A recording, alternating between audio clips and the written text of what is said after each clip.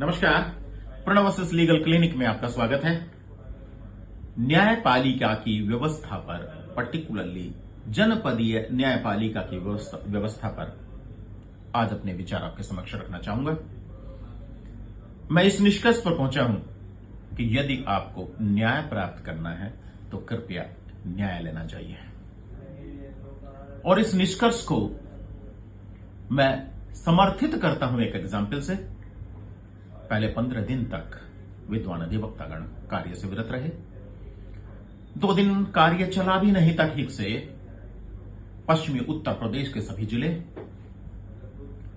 और अगर कहूं तो उत्तर प्रदेश के समस्त जिले एवं अन्यत्र कहीं भी एक छोटी सी घटना को लेकर पुनः विद्वान अधिवक्ता पर कार्य से विरत हैं। मेरी एक बात समझ में नहीं आती कि विद्वान अधिवक्तागण किस चीज से विरत होते हैं। न्यायपालिका में न्यायिक कार्य विद्वान अधिवक्ता और एक न्यायाधीश की आत्मा है, एक न्यायाधीश के श्वास है कि क्या कोई व्यक्ति अपने श्वास से को बायकॉट कर सकता है, अपनी आत्मा से बायकॉट करता है। फिर भी मेरे ये समझ में नहीं आता कि विद्वान अधिवक्तागण छोटी छोटी बातों को लेकर संकीर्ण भावनाओं के आधार पर कार्य से क्यों विरत रहते हैं।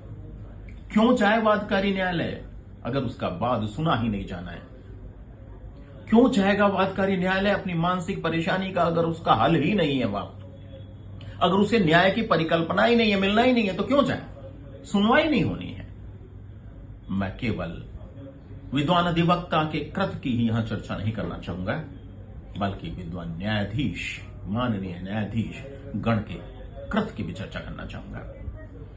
मैंने सेवानिवृत्त होने के उपरांत 1 वर्ष में दिल्ली, उत्तर प्रदेश, हरियाणा, पंजाब व अन्य राज्यों की न्यायपालिका का नजदीकी से देखा है।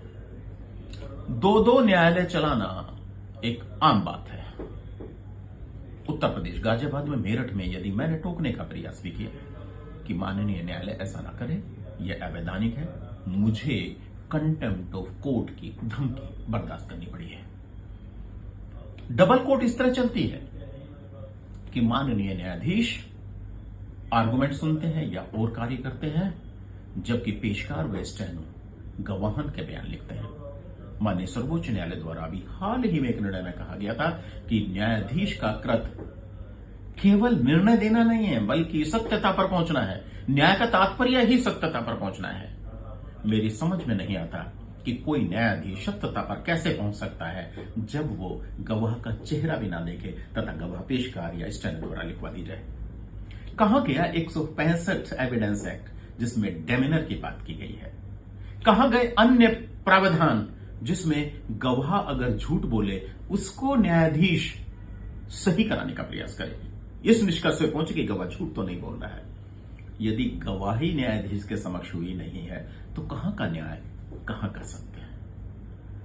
एक प्रश्न उठाया जा सकता है मेरे ऊपर कि मैं सेवानिवृत्त होने के उपरांत ही ये बात क्यों कर रहा हूं।